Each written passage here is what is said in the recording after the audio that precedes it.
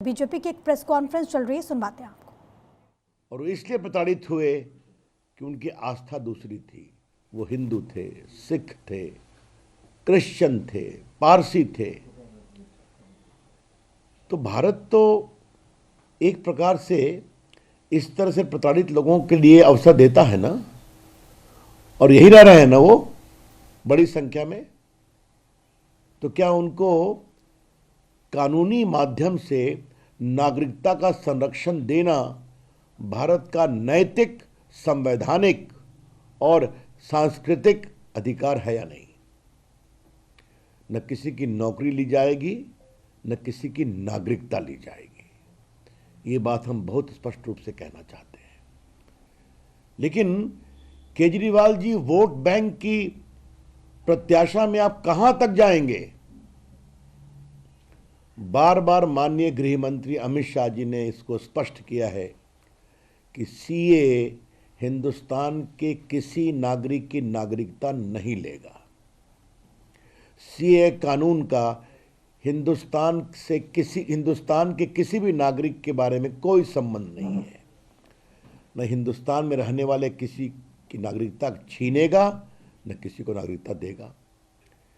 ये केवल और केवल वो लोग जो अपनी आस्था के नाम पर प्रताड़ित होकर पाकिस्तान, बांग्लादेश, अफगानिस्तान आदि से आए हैं, उनको नागरिकता देता है।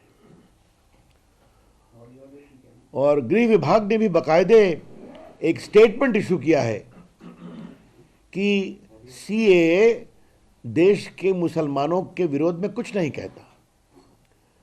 तो ये फिर बिना मतलब का प्रोपेगेंडा क्यों किया जा रहा है?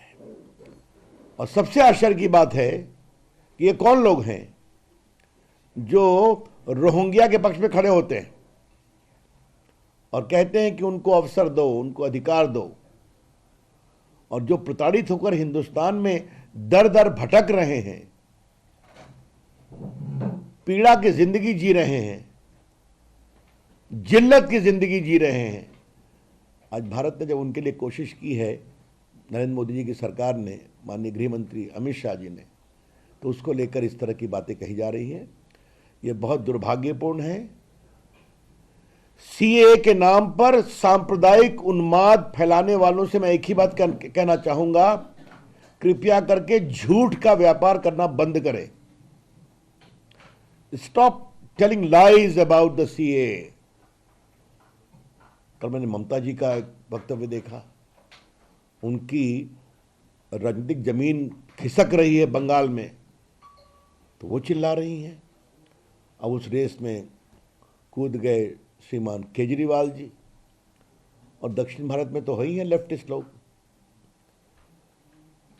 We would like to clearly clarify on behalf of the BJP that CAA does not at all take away the citizenship of any Indian. It does not at all deprive any Indians of their citizenship.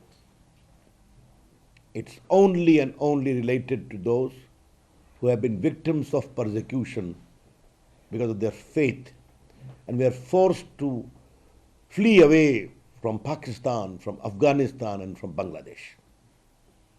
So India as a country imbued by its civilizational heritage and constitutional obligation has given them this protection under CAA.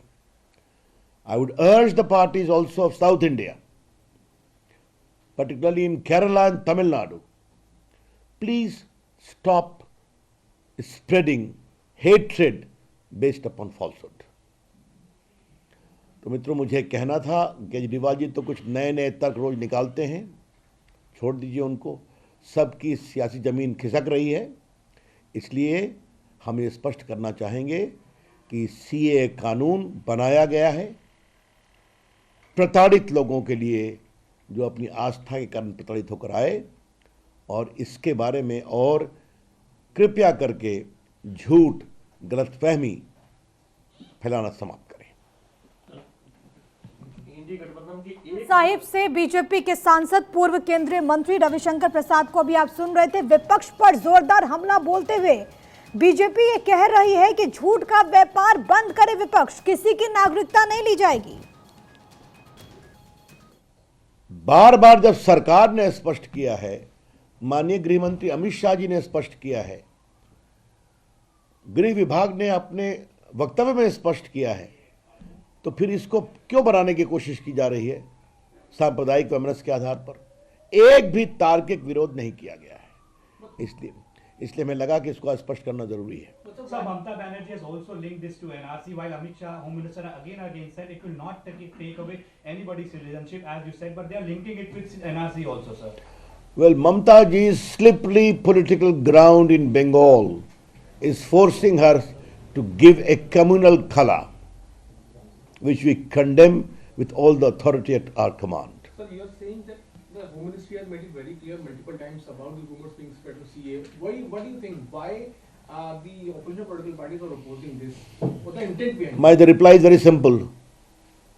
उन्होंने 3 तलाक का क्यों विरोध किया था? जो कि नारी न्याय, नारी सम्मान, नारी गरिमा के लिए था। उन्होंने हर बार प्रगतिशील कानून का क्यों विरोध किया? तो आज मेरा यही सवाल है, वोट बैंक के लिए कहां तक जाएंगे? What is the extent to which they are willing to degenerate themselves in pursuit of vote bank politics? That's all. Uddhav Thackeray ji ने कहा है कि नितिन गडकरी जी को टिकट नहीं देंगे तो हम लोग एमवीए से उनको लड़ेंगे। नितिन गडकरी ने उसका जवाब दे दिया है, हास्यास्पद कहा है, बस ठीक है, उसके आगे कुछ नहीं कहना है। उनके अपने घर में ही बहुत मारधाड़ मची हुई है। That's all, thank you. अब जरा मैं एयरपोर्ट निकल रहा हूँ।